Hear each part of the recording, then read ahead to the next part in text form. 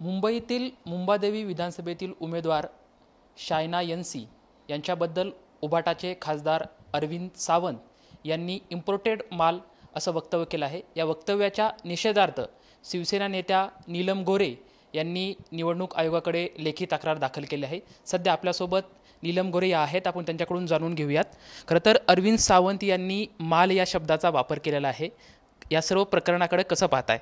एक तर आपल्याकडे काही शब्द हे एका वेगळ्या प्रकारच्या भाषेमध्ये ज्याला आपण म्हणू की हीन दर्जाचे किंवा ज्याच्यामध्ये कुठे ना कुठे एखाद्या स्त्रीचा अपमान केलेला असतो, त्याची अप्रतिष्ठा केलेली असते, अशा वेळेलाच अशा स्त्रीबद्दल शब्द वापरतो।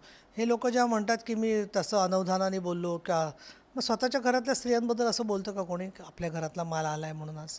त्याच्यामुळे अगदी उघड आहे की निवडणुकीमध्ये समोरच्या स्त्री उमेदवाराला मानसिकरित्या खच्ची करण्यासाठी आणि लोकांच्यामध्ये अतिशय वाईट मेसेज देण्यासाठी की उद्या ती महिला गेली की सगळेजण माल आला आहे असंच म्हणणार यामध्ये जे आहे ते।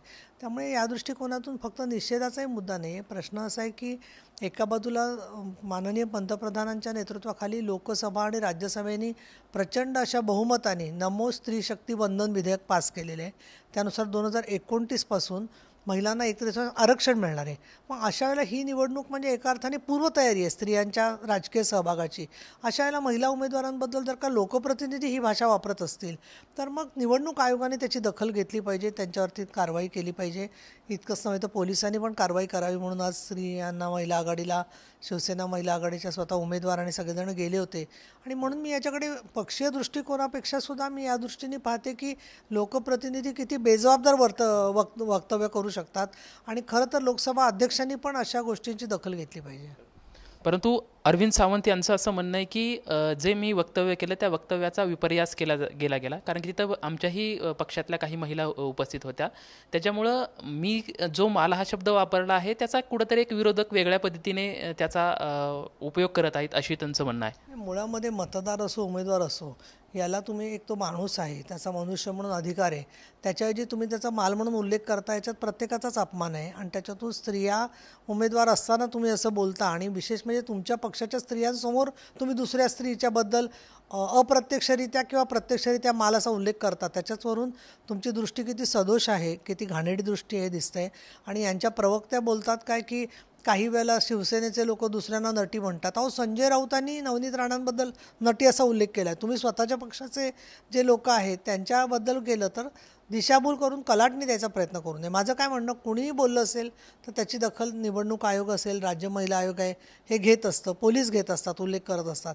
पण अशा वेळेला त्या माणूस चुकीचं बोललं त्याच्याऐवजी सरळ सरळ खोटी सारवासारव आहे।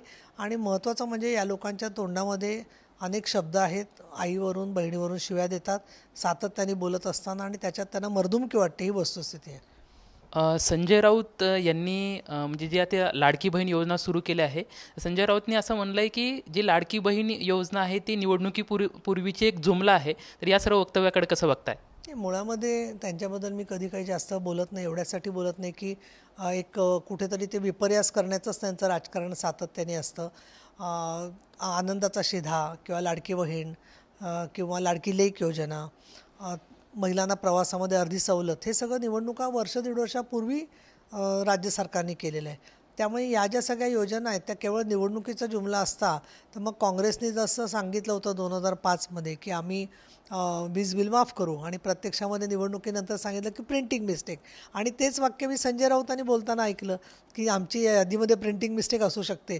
म्हणजे प्रिंटिंग मिस्टेकचा आजार आता काँग्रेसकडून उभाठाकडे पण पोचलेला आहे असं दिसतंय। शेवटचा प्रश्न विचारतो, सध्या समाजामध्ये स्त्रियांबद्दलची जी मानसिकता आहे ती खूप वेगळ्या पद्धतीने बदलत चाललेली आहे। ही बदलण्यासाठी निश्चितच आपल्याला काय करणं गरजेचं असतं मला वाटतंय? नाही, याच्यासाठी कायदाचा बडगा एक जसा गरजेचा आहे तसं समाजामधली मानसिकताही महत्त्वाची आहे।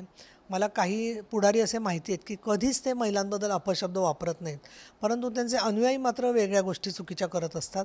आणि म्हणून समाजामध्ये याबद्दल महिलांना राग येतोय, आपण असं बोलता कामा नये, माध्यमांमध्ये त्याची गांभीर्याने दखल घेतली जाते।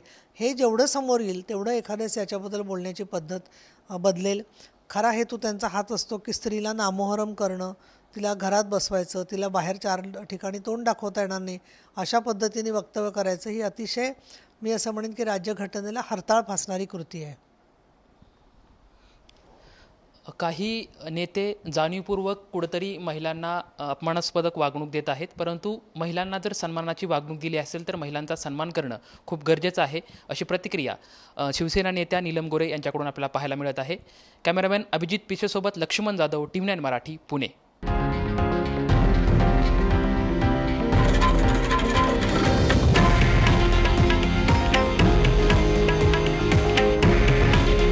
हे आहे देशातील नंबर 1 न्यूज नेटवर्क आणि आपण पाहत आहात TV9 मराठी. काळजी तुमची, हित महाराष्ट्राचं.